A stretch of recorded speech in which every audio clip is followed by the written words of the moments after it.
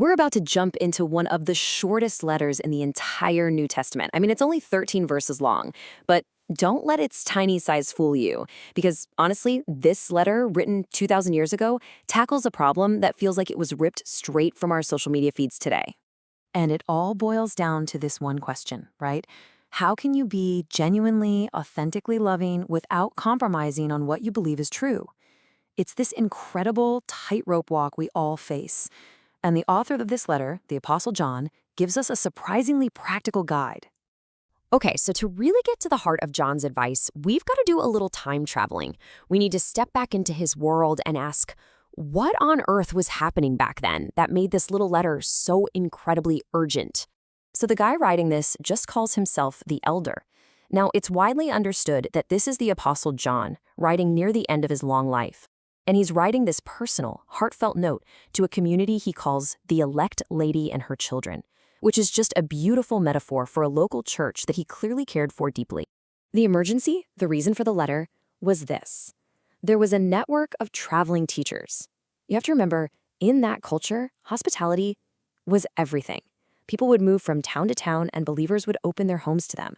But some of these teachers were abusing that kindness, using it as a platform to spread a doctrine that threatened to unravel the very core of their faith.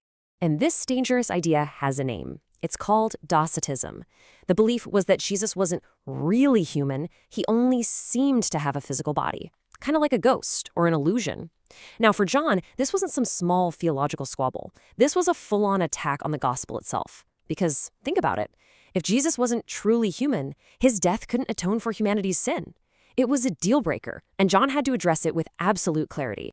So how does John push back against this? Well, he doesn't just offer one simple solution.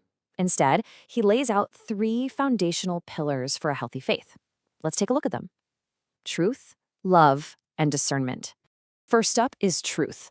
But for John, truth isn't some abstract idea or just a set of rules. No, truth is a person, Jesus Christ. It's an eternal reality that believers are called to believe in, to live by, and to passionately protect. Next, there's love. And again, John's definition of love pushes past our modern idea of it being just a feeling. For John, biblical love is an action, and it's defined by faithfully obeying God's commands. You could almost say that for John, love is what truth looks like when it's put into practice. And the third pillar, the one that holds it all together, is discernment. This is the practical skill of telling the difference between truth and error. John is making a really powerful point here. What you believe about God, your doctrine, isn't just for scholars. It has real-world consequences, and protecting the community from harmful ideas is absolutely essential. All right, so with those pillars of truth, love, and discernment in place, John brings it all home.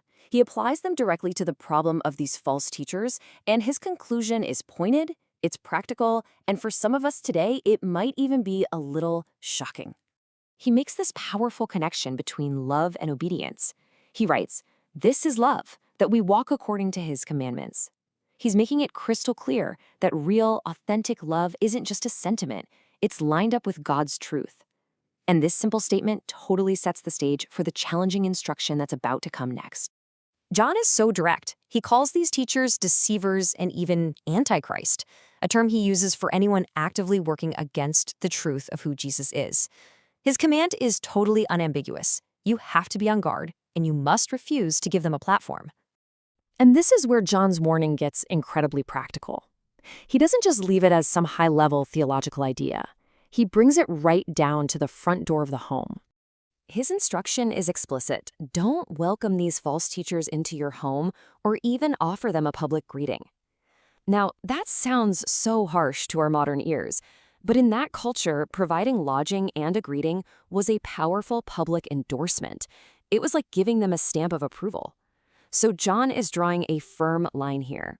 And the principle is timeless. Love for people should never become an endorsement of a teaching that is destructive to the faith. So how does this 2,000-year-old letter speak to our world of social media, endless online content, and a constant clash of ideas? Well, it turns out John's framework is more relevant than ever.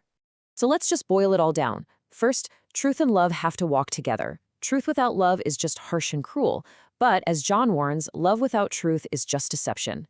Second, that means discernment isn't unloving. In fact, protecting the community from error is an act of love. Third, this reminds us that doctrine really matters, because what you believe shapes how you live. And finally, it's a call to actively support and champion teaching that is faithful to the truth.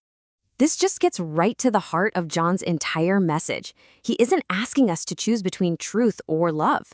He's calling us to a life committed to both, held in this beautiful and, yeah, sometimes very difficult tension. So the final question is really for you.